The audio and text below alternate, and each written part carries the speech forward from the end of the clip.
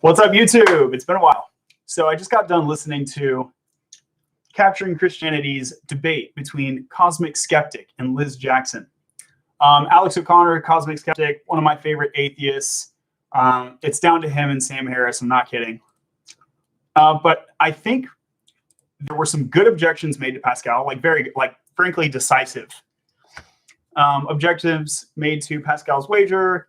And so I want to steelman Pascal and fix some of those objections. My background is in economics, so Pascal's wager is one of my favorite arguments, not because it's particularly good, but because it's this interesting intersection of philosophy and economics.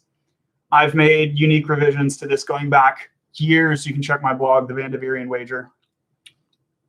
And I think a lot of my revisions are still useful. Put a link in the description.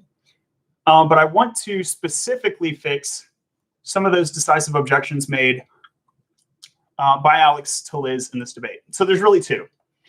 One is the intractable use of infinity, which is a good argument.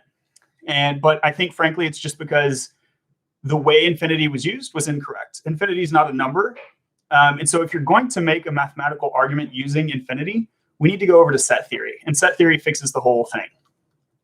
And the second thing was I've heard Sam Harris make this objection too, which is that it's like somehow intellectually dishonest to become a Christian for sort of utilitarian reasons. And I want to argue against that, and I'll start with the latter. So anytime you write a research paper, you need to have a hypothesis, and then you need to test that hypothesis.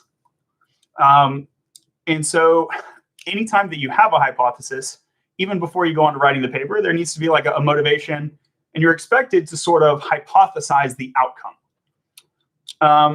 So this is like a really common technique. And so with a case like Pascal, we can basically grant that prior versions of Pascal are defeated.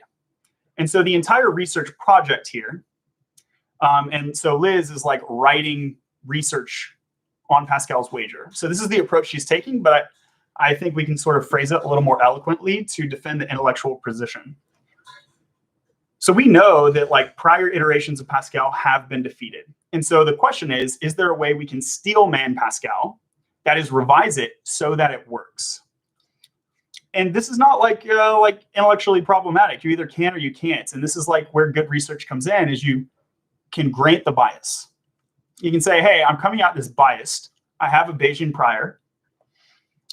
At the end of the day, though, if the argument works, it works. So let's actually separate and grant the bias. Let's go ahead and grant it. Say, I have an interest in making this work. And that in and of itself is good enough to justify a research paper. Like if you submit into peer review and you resurrect a dead argument in philosophy, that's a good job. Like, good job. This was previously defeated. You improved the product so that it works now. Think about it like a software application. You bring an application to market, demand's not there, nobody wants it. But it has a good purpose. If you could tweak it so that it worked, that would be valuable in a material economic sense. And I think the same is true for intellectual argumentation. So there's this history of thought around Pascal. And so far it hasn't really worked, but let's pick that up. And if it works, it works. Now,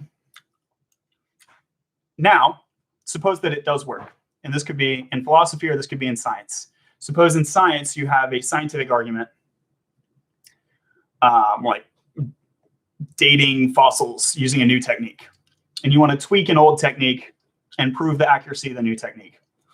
Suppose you do that and it works. And it passes peer review and so forth. Is there any intellectual dishonesty in adopting and implementing that new technique? I don't think so. In fact, if you can get it to work, and if you can build that product that people now want, you totally should. And those people who are looking for a good product that is a software solution to the problem they're facing, if you do end up, you could argue that it's like maybe not a good research investment. But given that the thing is already built, it becomes quite different. You should be able to snap over and adopt that product immediately.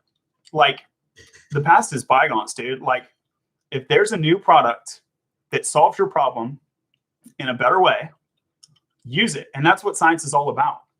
If there is a good scientific argument that defeats a prior theory, we should be open-minded enough. We should be perpetually beta, super forecasters, perpetual beta. This is how good science and good forecasting happens. It's the process. We should always be open to switching over immediately. If there's any intellectual dishonesty, it's just in the fact that bias motivated the hypothesis. There's no intellectual dishonesty in adopting a framework that is proven to work, even if it was developed on the basis of a biased hypothesis. Now, in terms of biasing the hypothesis, this is something that's inescapable. We're people, we're biased, let's own it. It's actually more intellectually honest to own our bias than to pretend we don't have one. So that's been about 6 minutes, so I'll cut it there. That will be the video defending the intellectual honesty and actual superior intellectual honesty of owning your bias and switching rapidly given a new framework or a new argument that works. And also in defense of the interesting nature of trying to resurrect a failed scientific project, software project, or philosophy project. So I'll end this video there, and then I'll do a separate video, trying to keep each video short. I'll do a separate video on the infinities and set theory problem.